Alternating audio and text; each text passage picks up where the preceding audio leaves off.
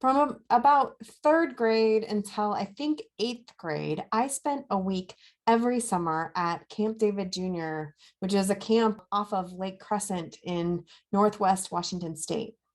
I loved everything about camp, especially I loved canoeing on the crystal clear lake and campfire stories. Especially loved archery and relearning skills year after year. I loved the songs we sang each night. I loved everything about camp except one thing, which was the one night when they always reserved for telling the story of the Lady of the Lake. The Lady of the Lake is the story of a woman who had lived and worked at Lake Crescent until one night when she disappeared. 3 years later, after her disappearance, her body surfaced from the lake, but her body had been changed.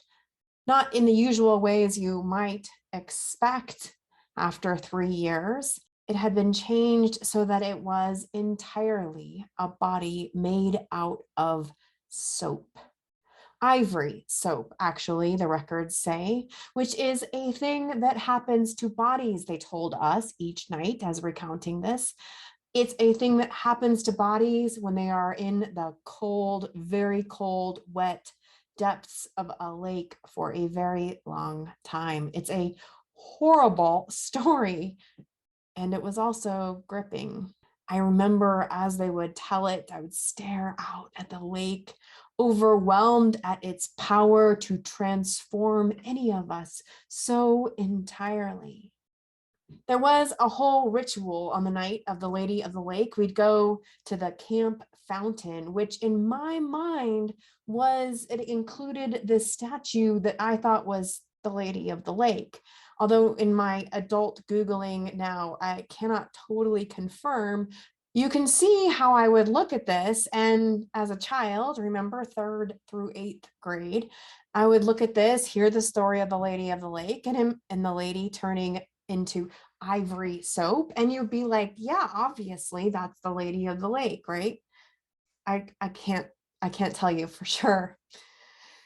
Either way, the ritual went, we'd go to the fountain and they'd tell the story, and then we'd all be given a tea light candle.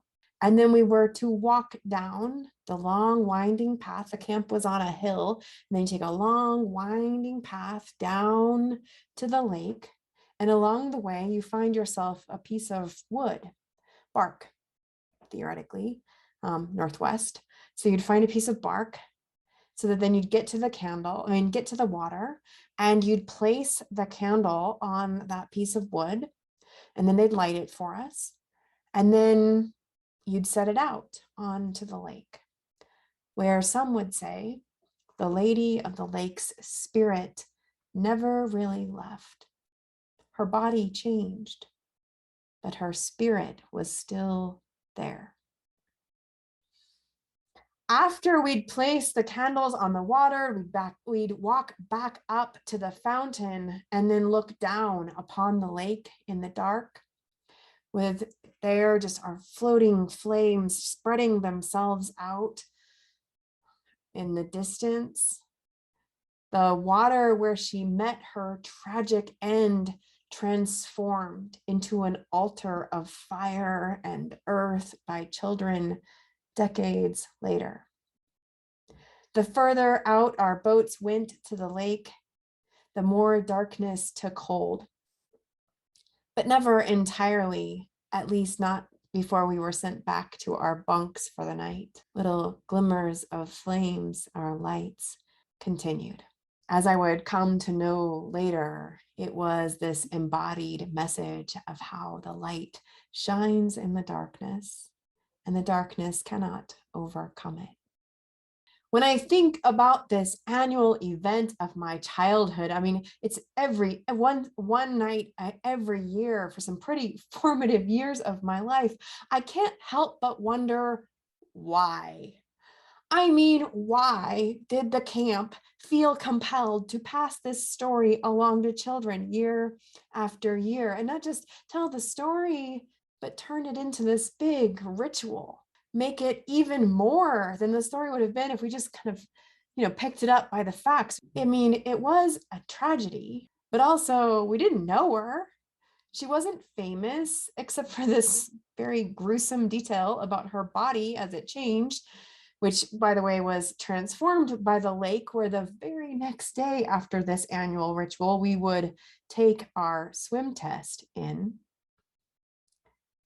I was talking to Carrie, my partner, about this story and I asked her why she thought our camp told it to us and made this whole event around it. And she just shrugged and she said it was the 80s. We told ghost stories back then. Now, I have never been a big fan of ghost stories or the idea of being scared for fun. It took me a long time to understand things like roller coasters, and I still mostly turn down the seasonal invitations this time of year to go to the haunted corn maze or the spook house. I don't love ghost stories, but that doesn't mean I don't get what it feels like to be haunted.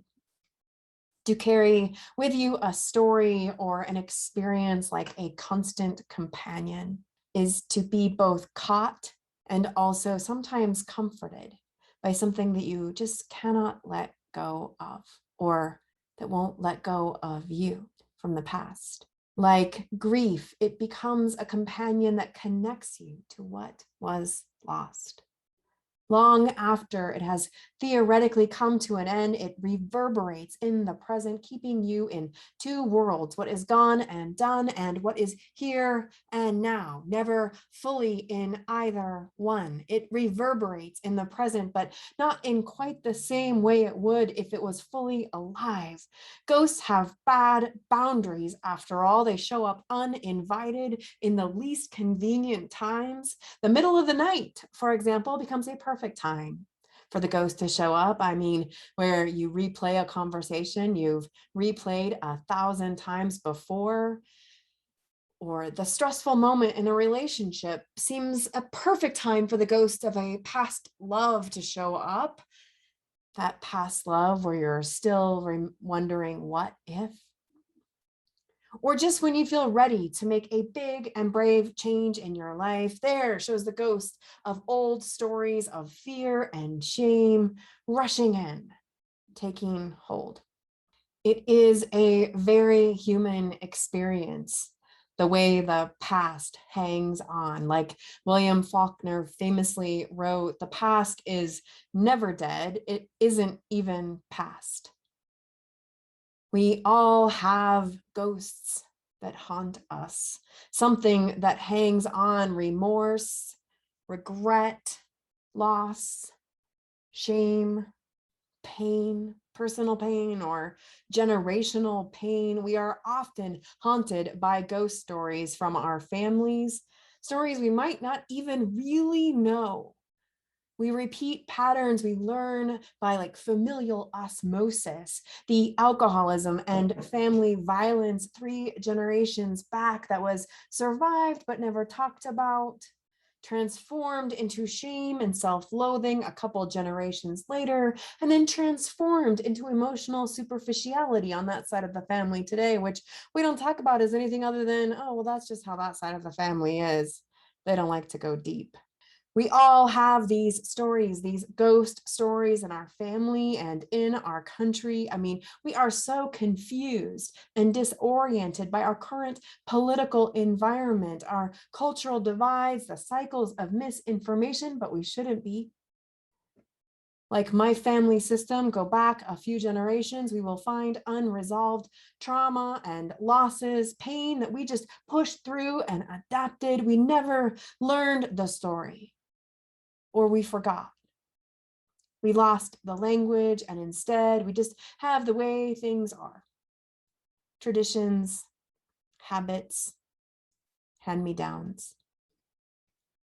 I don't know for sure, but I think this is why they told us the story of the Lady of the Lake.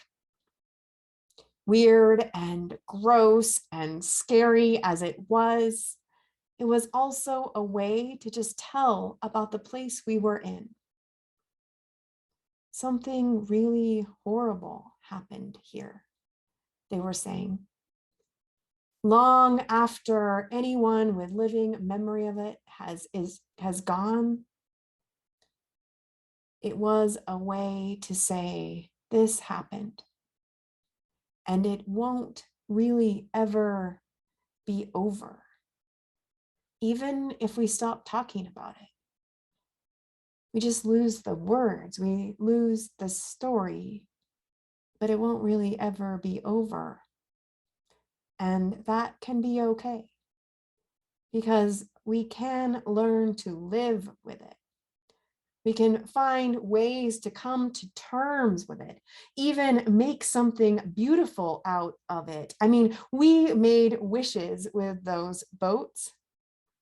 Wishes, as we placed them on the water, we'd make a wish for the place we were in, the camp, or we'd make wishes for future people who would come to the camp, our future selves. We'd make wishes for our families, for our lives, for our friends that we met there year after year. Somehow this horrible story became hope. We all have our ghost stories. To be human is to be haunted, which doesn't have to be scary. It doesn't have to be the worst night at camp.